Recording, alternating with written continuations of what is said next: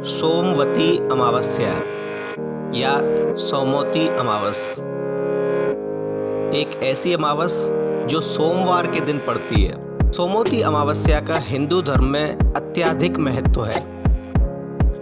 इस दिन स्त्रियां अपनी सुहाग की लंबी आयु के लिए व्रत रखती हैं। तो जिन लोगों की कुंडली में पितृदोष है वे अपने पितृदोष का उपाय करते हैं, निवारण करते हैं। इस दिन लोग अपने पूर्वजों को गंगा स्नान या तीर्थ स्नान के लिए भी लेकर जाते हैं।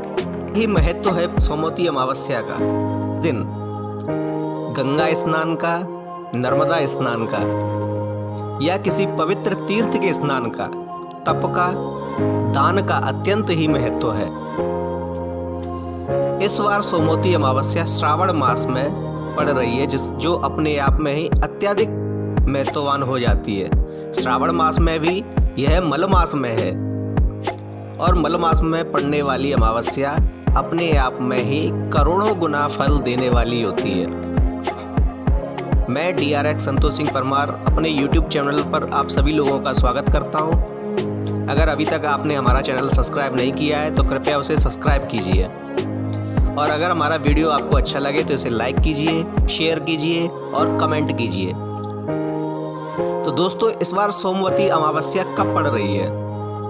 इस बार सोमवती अमावस्या 17 जुलाई 2023 दिन सोमवार को पड़ रही है। सोमवार के दिन पड़ने के कारण इस अमावस्या को सोमवती अमावस्या या सोमवती अमावस बोला जाता है। सोमवती अमावस्या की कथा क्या है ये हम आपको बताने जा रहे हैं। तो कथा कुछ यूं है कि एक गांव में एक साहूकार रहते थे, जिनके परिवार में उनकी धर्मपत्नी, उनके 7 पुत्र, उनकी 7 पुत्र वधुएं एवं उनकी एक पुत्री रहती थी। वे सभी अच्छे मिलजुल कर और खुशी से रहते थे। उन साहूकार के घर एक महात्मा रोज भिक्षा लेने के लिए आते थे।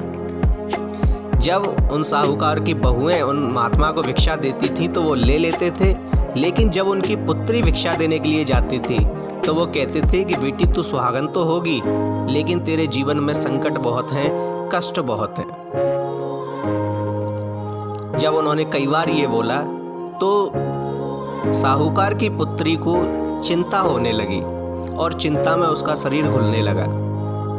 तब एक दिन साहूकार की पत्नी ने अपनी बेटी से पूछा कि बेटी तुझे क्या हुआ है, तुझे क्या परेशानी है, क्या चिंता है तुझे, जो तू इतनी दिनों दिन कमजोर होती जा रही है। तब साहूकार की बेटी ने अपनी माँ को सब कुछ बता दिया कि माँ, जो महात्मा हमारे यहाँ भिक्षा मांगने आते हैं उन्हें जब मैं भिक्षा देने के लिए जाती हूँ तो वो कहते हैं कि बेटी तू सुहागन तो होगी, लेकिन तेरे जीवन में संकट बहुत होंगे, कष्ट बहुत होंगे।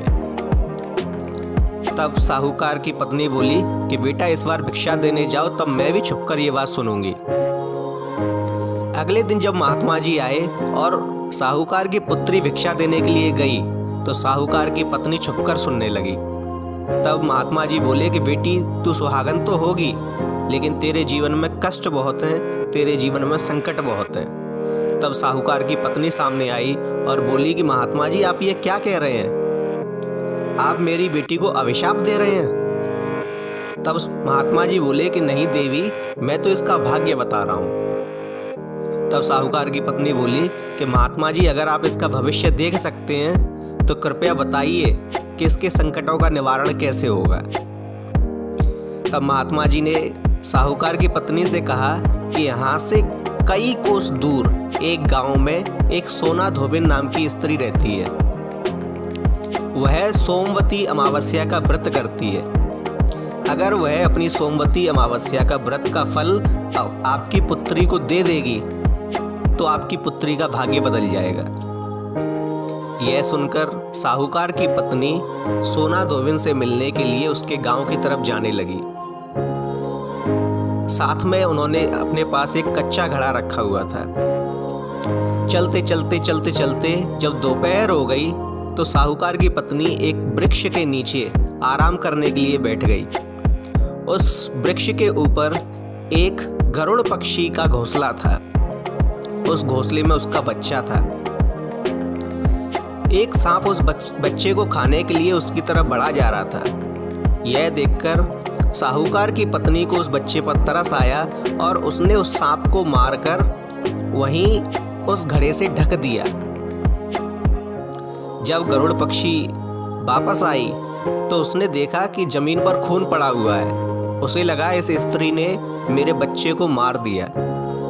वो साहूकारनी को चोंच मारने लगी तो साहूकारनी बोली कि हे गरुड़ पक्षी, मैंने तो तेरे बच्चे की रक्षा की है, तू मुझे क्यों मार रही है। यह सुनकर जब गरुड़ पक्षी ने अपने घोंसले में देखा तो उसका बच्चा सुरक्षित था, और जब उस मटकी को हटाकर देखा तो वहां एक मृत सांप पड़ा हुआ था। तब गरुड़ पक्षी बोली कि साहूकारनी, तूने मेरे बच्चे की रक्षा की है, बता मैं तेरे लिए क्या कर सकती हूँ। तब साहूकारनी बोली कि यहाँ से कई कोस दूर एक गांव में सोना धोबिन नाम की स्त्री रहती है, मुझे उसके पास जाना है, तू मुझे क्या उसके पास तक छोड़ देगी। यह सुनकर गरुड़ पक्षी ने साहूकारनी को अपनी पीठ पर बिठाया और उसे उस गांव में छोड़ दिया जहां सोना धोबिन रहती थी। सोना धोबिन के घर में भी उसके पति, उसके 7 बेटे और उसकी 7 बहुएं रहती थीं। लेकिन उसके घर में कलह होती थी। बहुएं आपस में लड़ती थी कि काम मैं नहीं करूंगी और मैं नहीं करूंगी, काम तू कर और तू कर। साहूकारनी बोली कि अब मैं क्या करूं, कैसे सोना धोबिन से बोलूं कि तू अपने व्रत का फल मेरी पुत्री को दे दे। तो जब रात हो जाती तो साहूकारनी सोना धोबिन के घर जाती और उसके सारे काम चुपके से कर दिया करती, जैसे झाड़ू लगाना, साफ सफाई करना, भोजन तैयार करना, कपड़े धोना इत्यादि सारे काम करने के बाद सुबह होने से पहले वो वहाँ से निकल जाती। ऐसा कई दिन हुआ तो सोना धोबिन ने सोचा कि उसकी बहुएं ये काम करती हैं। उसने अपनी 7 बहुओं को बुलाया और बोली कि बहुओं, अब आप झगड़ा नहीं करती हो और सारा काम आपस में ही निपटा लेती हो। तब उसकी बहुओं ने भी झूठ बोल दिया कि माँ जी, हमें काम तो करना ही है, हंसी खुशी करें या लड़ झगड़ कर। लेकिन सोना धोबिन को उसकी बातों पर यकीन नहीं हुआ। उसने सोचा कि क्यों ना आज रात को जागकर देखा जाए कि कौन सी बहू काम करती है। उस दिन सोना धोबिन चुपके से जागकर छुपकर देखने लगी। उसने देखा कि रात को साहूकारनी आई और उसके घर का सारा काम करने लगी, झाड़ू पोछा, बुहार, खाना बनाना, कपड़े धोना, पानी भरना, सभी काम करने लगी। जब उसने ये देखा तो वो निकल कर आई। उसने साहूकारनी से बोला कि आप कौन हैं और आप हमारा ये सारा काम क्यों कर रही हैं। साहूकारनी बोली कि मुझे आपसे कुछ मदद चाहिए, इसलिए मैं ये आपका सारा काम कर रही हूँ। सोना धोबिन बोली, आप मुझे बताइए आपको क्या मदद चाहिए। तो साहूकारनी बोली कि पहले आप वचन दीजिए कि मैं जो आपको बोलूँगी वो आप करेंगी। सोना धोबिन तैयार हो गई। तो साहूकारनी बोली कि एक महात्मा ने बताया है कि मेरी बेटी के भाग्य में दुख लिखे हुए हैं, संकट लिखे हुए हैं। उन्होंने बताया है कि अगर आप मेरी बेटी को अपनी सोमवती अमावस्या के व्रत का फल दे देंगी तो उसका भाग्य बदल जाएगा। यह सुनकर सोना धोबिन तैयार हो गई और उस साहूकारनी के साथ उसके गांव चली गई। वहाँ जब उसकी बेटी का विवाह होने लगा तो सोना धोबिन एक कच्चे मिट्टी का घड़ा लेकर उसके दूल्हे के पास बैठ गई। एक सर्प दूल्हे को काटने के लिए आया तो उसने उस सर्प को उस मिट्टी के घड़े में बंद करके ताड़ के पेड़ से टांग दिया। लेकिन उस सर्प को देखकर मारे घबराहट के वो दूल्हा वहीं मर गया। ऐसा देखकर सोना धोबिन ने अपने माथे से तिलक, मांग से सिंदूर, आंखों से काजल और हाथ की उंगलियों से थोड़ी सी मेहंदी लेकर छोटी उंगली से छींटकर बोला कि मैंने अब तक जितनी भी सोमवती अमावस्या रखी हैं उसका फल इस बच्ची को मिल जाए। ऐसा कहते ही उस बच्ची का पति सोमवती अमावस्या की जय हो ऐसा बोलकर जिंदा हो गया। ये सब देखकर जब सोना धोबिन वहाँ से जाने लगी तो साहूकारनी बोली कि तुमने मेरी बेटी का भाग्य बदला है, अब आप मुझसे मांगिए कि मैं आपके लिए क्या करूं। तब सोना धोबिन बोली कि आप मुझे कच्ची मिट्टी का एक घड़ा दे दीजिए और मुझे कुछ नहीं चाहिए। कच्ची मिट्टी का घड़ा लेकर सोना धोबिन वहाँ से चल दी। पैदल पैदल जाते हुए उसे रास्ते में सोमवती अमावस्या पड़ी। वहाँ उसने एक पीपल के पेड़ के नीचे उस घड़े को रखा, उसकी 108 परिक्रमाएं करी और उसे वहीं गाड़ दिया।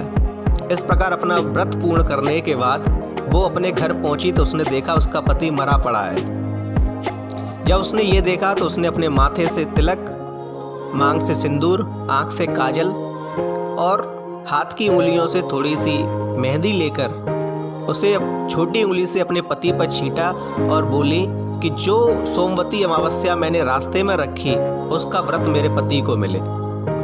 ऐसा कहते ही उसका पति जीवित हो गया। अगले ही दिन उनके द्वार पर एक महात्मा जी आए जो एक प्रकांड ज्योतिषी भी थे। वे बोले कि हे सोना धोबिन, मुझे सोमवती अमावस्या की दक्षिणा दे दो। तब सोना धोबिन बोली कि महाराज, इस बार सोमवती अमावस्या मुझे रास्ते में पड़ी तो मैंने जो कुछ भी किया उस पीपल के पेड़ के नीचे गाड़ दिया। यह सुनकर वो ज्योतिष महात्मा उस पीपल के पेड़ के नीचे गए और उन्होंने खोदकर उस घड़े को निकाला। उसमें सोने की असरफियाँ भरी हुई थी। उन्हें लेकर वे सोना धोबिन के पास आए और बोले कि इसमें तो सोने की असरफियाँ भरी हुई हैं। सोना धोबिन बोली, महाराज ये तो आपका भाग्य है, ले जाइए इन्हें। महात्मा जी बोले, नहीं, गृहस्थ के यहाँ से हमें चौथा भाग ही लेना चाहिए, तो मैं सिर्फ चौथा भाग ही लूँगा।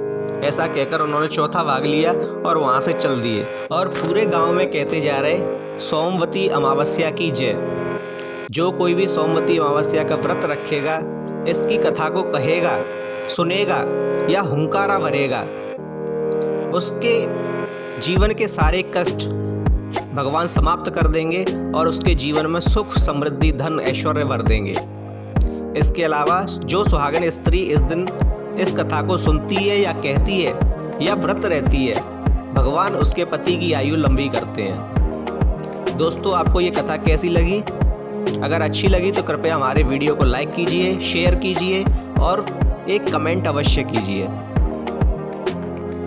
इसके अलावा हमारे चैनल को सब्सक्राइब अवश्य करें। धन्यवाद। जय सिया राम।